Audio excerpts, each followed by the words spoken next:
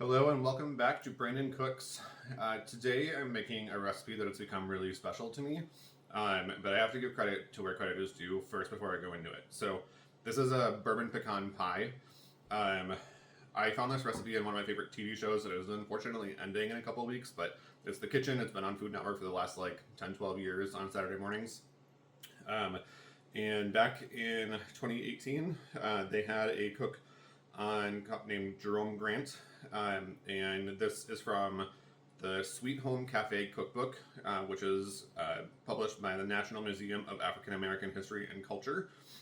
So I think it's really important to give credit back to that because this is not something from my own family or my own culture. I, again, am very white, but this recipe has become, I would say, one of my signature bakes that anytime that I bring it somewhere, I get pretty rave reviews on it. My paternal grandma, I hosted her and my grandpa for the first time for Thanksgiving last year, and I made this. She never really had or been into pecan pie before, but she loved it, and I made it again for her for Christmas and let her keep the whole thing. So this is something that I think is just really, really good. So I said bourbon pecan pie. I'm not a bourbon drinker. I tried to be. One year my New Year's resolution was to be a person who could just drink straight up bourbon or whiskey neat. I failed. I am not that girl. But it works really well in this recipe, and I like it a lot. So this comes in different stages, so I'm going to come back to you a couple different times. What I've already done is I have back on my stove, I took my pecans, we're going to come back to those, but I roasted them in the oven on 325 for 5 minutes.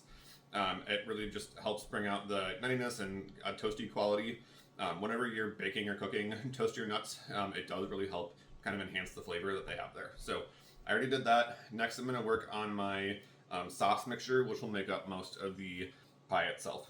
So in my pot here, I have 1 1/4 cup of light brown sugar that was packed and 4 tablespoons of butter. To this, I'm going to add a 3/4 cup of corn syrup. Got my spatula. Back. So 3/4 cup of light corn syrup. They did say on the episode, which by the way, this was on season 19, episode 4, A Leg Up on Turkey Day. I went and looked it up for you. All of their Thanksgiving episodes were always really good, so highly recommend that. So that all goes in, and then comes the bourbon. So for this, I got it at Total Wine, this Wolcott Kentucky bourbon. Recipe does specify Kentucky bourbon. It probably doesn't matter, but people from Kentucky, I'm sure, have different feelings. Sorry, we're just falling over here. I have 5 tablespoons of the bourbon. That is going to go in.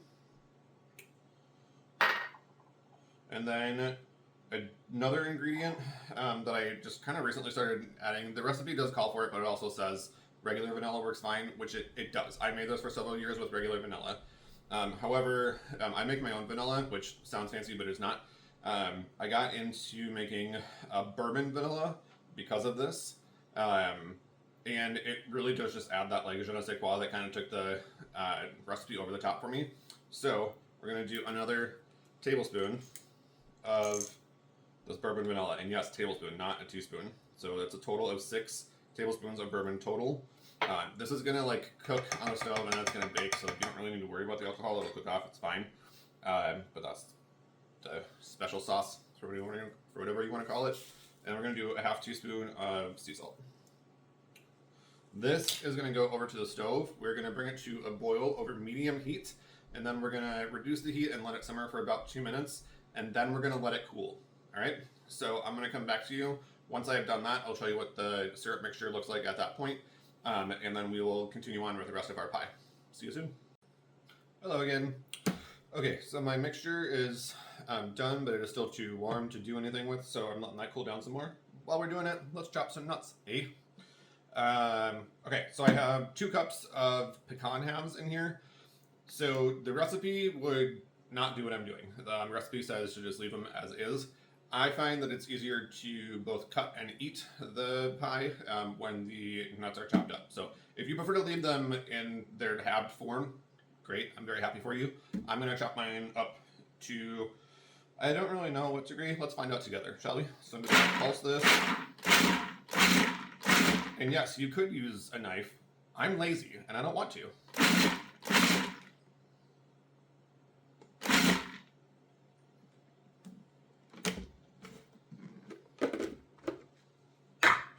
Yeah, that looks good.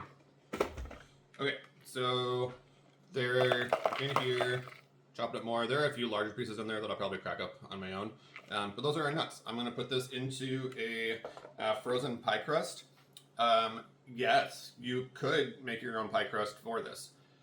That is a thing that I have not quite figured out how to master yet. I make a pie crust and it's fine. I just find that I like my frozen pie crust better. If you want to make your own, I'm very happy for you. Again, I'm not going to today. Sometimes I do.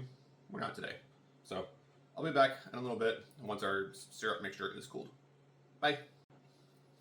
Okay. I have my pie crust with my pecans in an even layer on a cookie sheet. I have in here 3 eggs that I have whisked together. That's going to be our stabilizer. And here we have our syrup. Nice and thick and golden. It is still warm, but it is no longer burning, which is helpful. If this was just right off the stove when you put it in the eggs, you would scramble your eggs and then end up with sweet eggs, which, I don't know, is probably for somebody, but not for me. So in here, we're going to go and whisk our mixture together. Like so.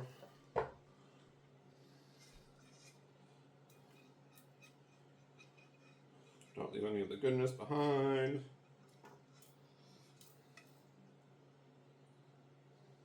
Okay.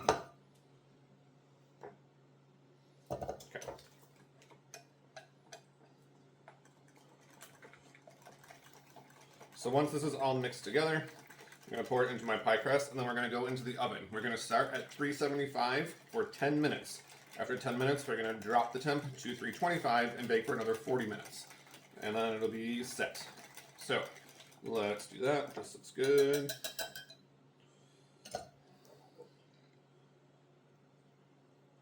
Slowly, and just let the pecans that are in there do what they're going to do.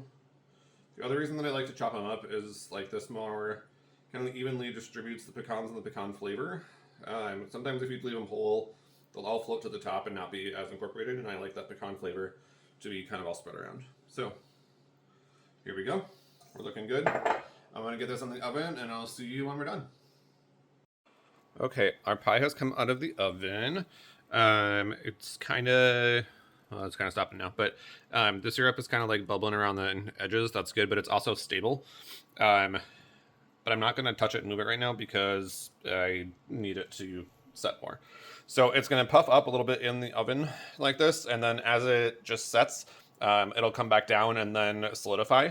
So this needs to set for probably at least 2 hours before you serve it. It's not a thing that you should serve warm. Again, this is one of my favorite desserts that I have ever made. It's a super favorite. I'm looking forward to bringing it to Thanksgiving tomorrow, and if you can, I recommend making it a day ahead of time. But then pack it up, serve it with some whipped cream. If you want to be fancy and make some vanilla whipped cream, that'd be good too. But otherwise, enjoy your pie, enjoy your Thanksgiving. Have a great weekend. Bye.